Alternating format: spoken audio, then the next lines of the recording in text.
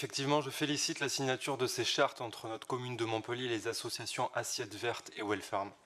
Ces labellisations démontrent que notre commune est dans une démarche de végétalisation de la consommation alimentaire et de prise en considération de la condition animale. Nous avons en effet travaillé les marchés publics dans un objectif d'exclure des pratiques particulièrement génératrices de souffrance pour les animaux dans l'élevage, pratiques qu'il me semble important de citer pour que chacun en soit conscient.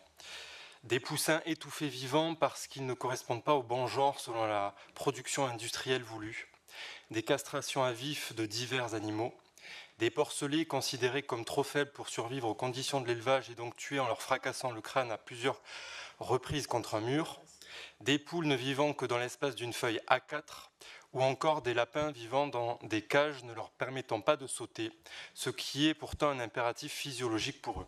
Je pourrais encore parler des queues et des becs coupés, des dents meulées, et tout cela à vif, je m'arrête là. Mais la liste est malheureusement encore longue et ce dont je viens de parler, ce ne sont pas des pratiques isolées, mais la plupart du temps la norme pour les 1,2 milliard d'animaux élevés et abattus chaque année en France. Voilà pourquoi il est important que les collectivités s'attellent à changer progressivement ces pratiques par une commande publique soucieuse et exigeante de la condition animale. À la cantine scolaire, nous sommes également passés à 6 repas végétariens pour tous par mois, dont 1 sur 2 végétalien, ainsi que l'option quotidienne végétarienne que nous avons votée en début de mandat. La végétalisation de l'alimentation a, comme cela a été indiqué, un impact positif environnemental, social, pour les animaux et pour la santé des humains.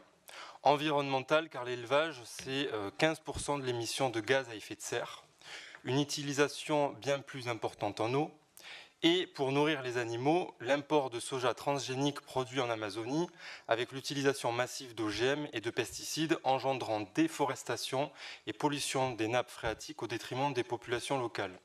D'ailleurs, parmi les éco-gestes favorisant la diminution de la production de gaz carbonique, le premier est la végétalisation de l'alimentation, plus encore que la consommation locale, que l'arrêt de l'utilisation de l'avion ou qu'un changement de mobilité en passant de la voiture au vélo. Social, car 78% des terres agricoles mondiales sont accaparées pour l'élevage. Nous allons bientôt atteindre les 8 milliards d'êtres humains et beaucoup ne mangent pas à leur faim ou subissent la famine. En sachant que pour produire 1 kg de protéines animales, il faut 7 kg de protéines végétales. C'est donc 6/7 de nourriture perdue qui pourrait nourrir directement les humains. Concernant la santé, une méta-étude de l'Organisation mondiale de la santé a indiqué que la consommation de viande rouge est probablement cancérigène. Alors c'est selon la définition anglo-saxonne du terme viande rouge qui est plus large que la définition française. D'ailleurs, de nombreux sportifs internationaux passent au régime végétalien pour améliorer leur performance.